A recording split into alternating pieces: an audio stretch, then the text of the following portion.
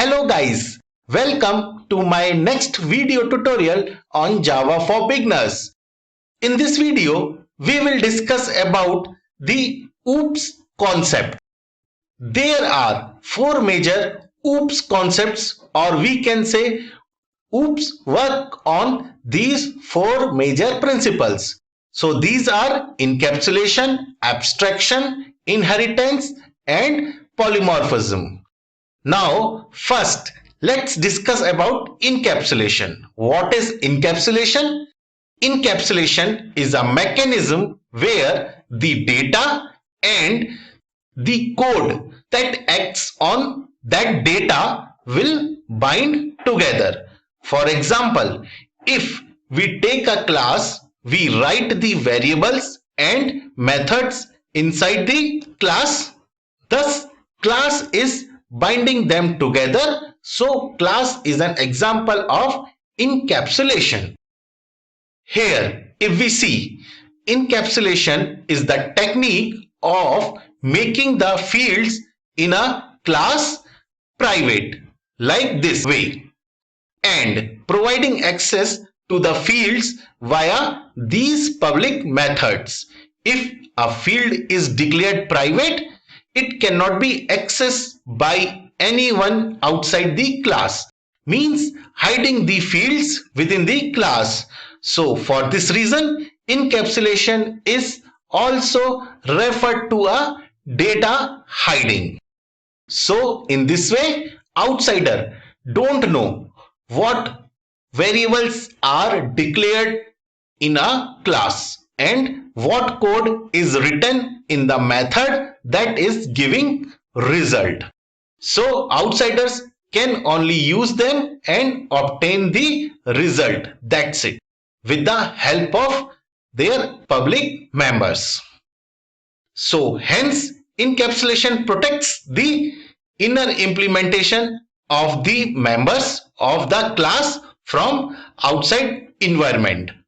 Encapsulation also isolates the members of a class from the members of another class, because when objects are created, each object shares different memory and hence there will not be any overwriting of data.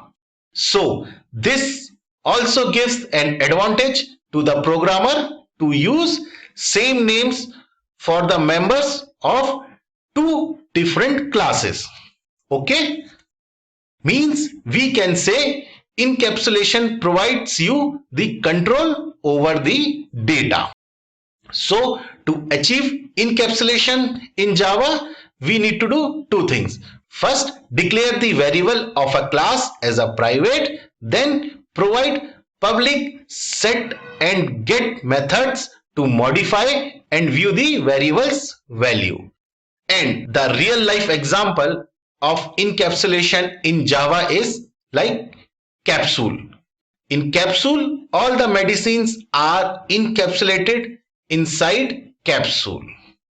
Okay, so this is all about encapsulation.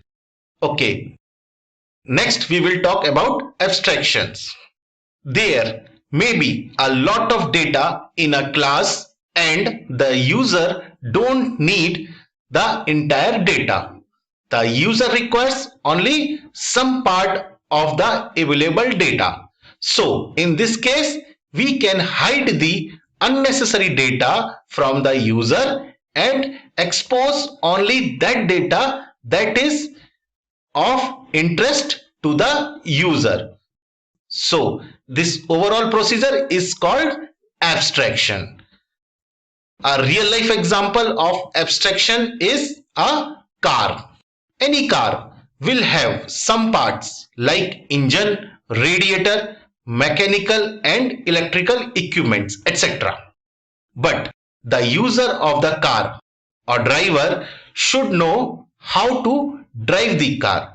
He does not require any knowledge of these parts. So we are hiding the data about engine, radiator or mechanical and electric equipments details to the user of the car. So this is called the abstraction.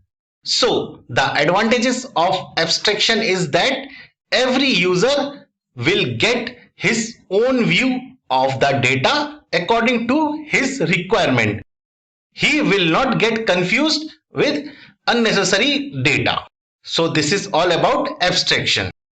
After knowing encapsulation and abstraction, it both looks similar because both are hiding some information to the user. So what is the difference between these two? Abstraction hiding implementation and encapsulation hiding data. Abstraction is implemented in Java using interface and abstract classes, while encapsulation is implemented using private, public, and protected access modifiers. Understood? Abstract hiding implementation, encapsulation hiding data. Okay, this is all about encapsulation and abstraction. Next, we will discuss about inheritance. What is inheritance? Inheritance in Java is a mechanism where new class is created from existing class.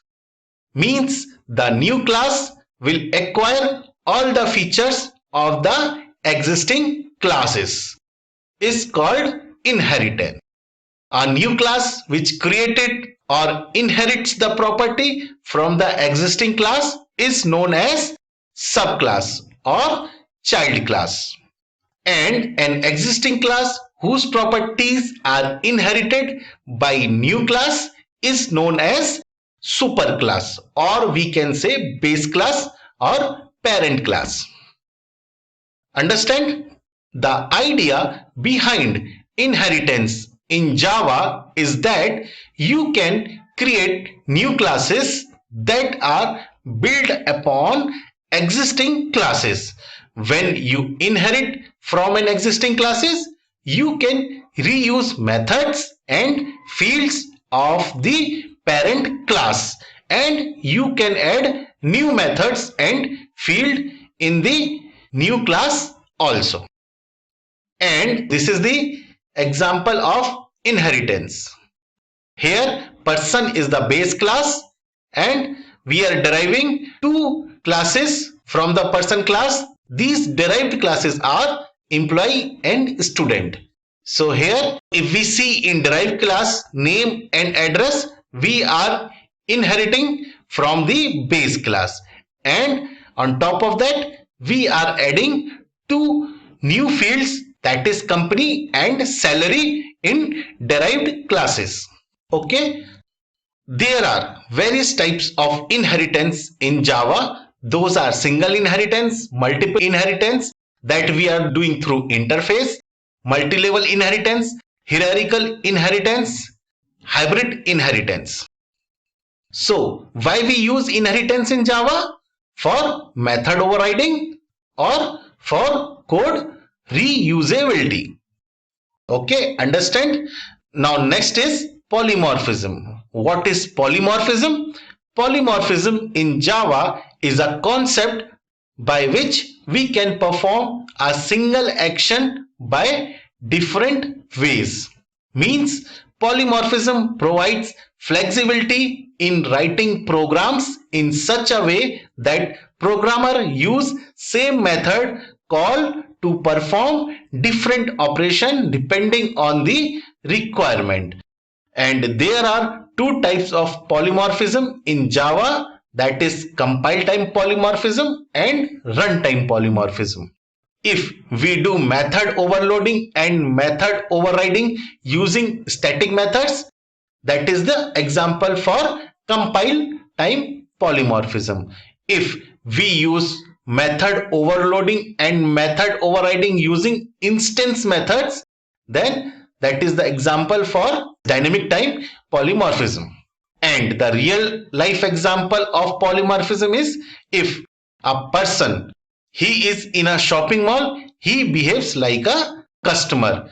If he is in a bus, he behaves like a passenger. In school, he behaves like a student, and at home, he behaves like a son.